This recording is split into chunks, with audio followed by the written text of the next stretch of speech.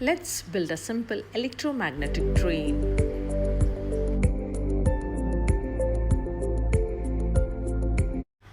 Take a copper coil and a battery. Place the neodymium magnets on either sides of the battery so they stick to the battery.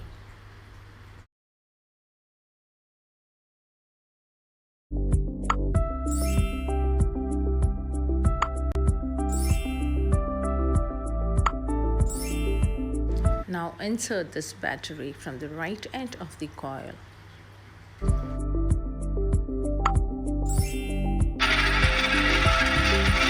You see an electromagnetic train that just passed through the coil.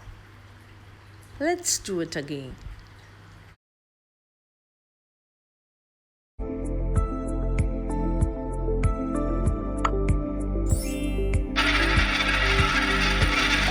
You will notice that the train will run only in one direction because of the magnetic pole.